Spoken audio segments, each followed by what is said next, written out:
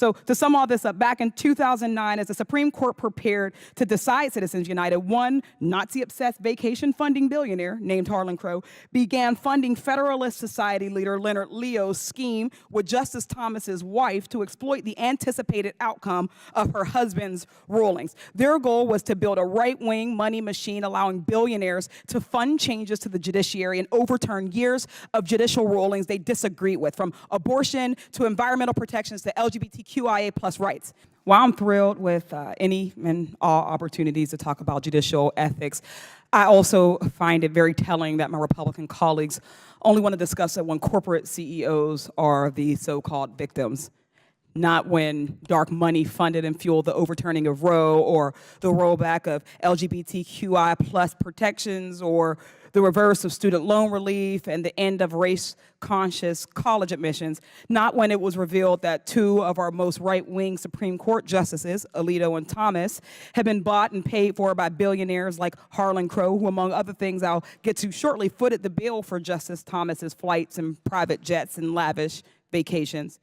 And not when these same dark money mega donors pushed radical, often unqualified judges onto the federal bench, further eroding the legitimacy of our court system. We all know that wealthy right-wing donors have increasingly formed covert operations using money and relationships with powerful people in Washington to support strategic litigation for Republican culture war causes such as ending the acknowledgement of systemic racism in college admissions. One of these operations is Donors Trust, funded by a largely anonymous group of Republican mega donors, though it has been linked to major right-wing funders such as the Koch brothers and Leonard Leo. Professor Clark, why do you think dark money organizations such as Donors Trust want to hide where their money is coming from, and do you think that's ethical? Congresswoman Lee, I believe that the record is rife with examples of wealthy trusts and institutions and foundations attempting to exercise influence and also attempting to hide their exercise of influence. Because to the degree to which the public knows about it, there can be a backlash against it. So throwing a stone and hiding her hand. There's, I believe, a long record of that. Thank you. According to their 2019 IRS filing, Students for Fair Admissions, the organization behind the end of affirmative action, received 65% of their funding from just 3 mega donors, including Donors Trust.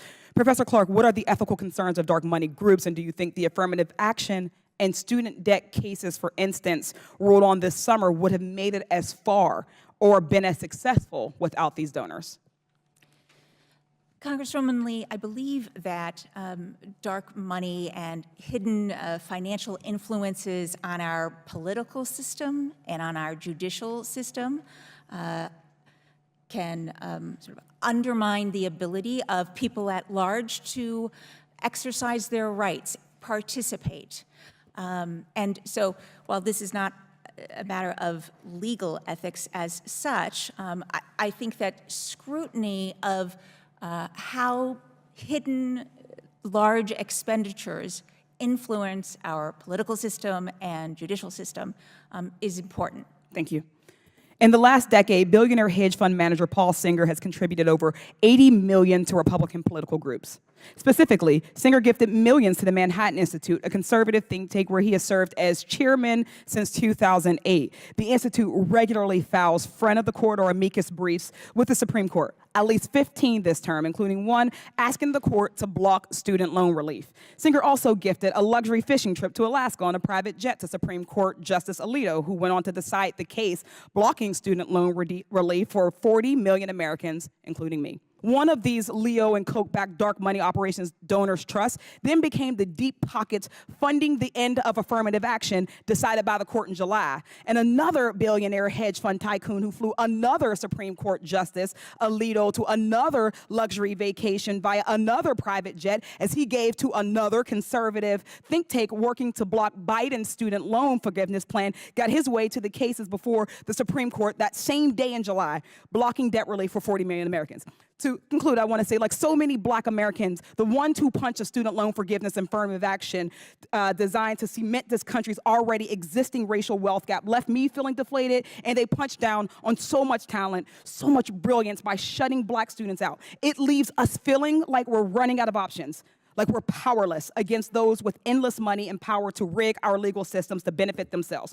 And yet, my Republican colleagues seem far more concerned with protecting Johnson & Johnson's ability to shield themselves against liability from their carcinogenic talcum powder that caused Black and brown women to develop ovarian cancer than protecting the American people against the capture of our courts by dark money networks and the business of selling out our freedoms in exchange for control of our The gentlelady's time is up. Thank We're over. you, but Thank someone you. went 23 You seconds sound over great. last time. I know, you Ms. sound Mace, great. But You the sound last great. chair went 23 seconds 45 over. seconds You over just used time. 15 You're of those fantastic. seconds for We're me. over. We're done I here. just We're want to moving make sure on. that we're fair. Okay, I would like to recognize my fellow congressman from South Carolina, Representative Timmons.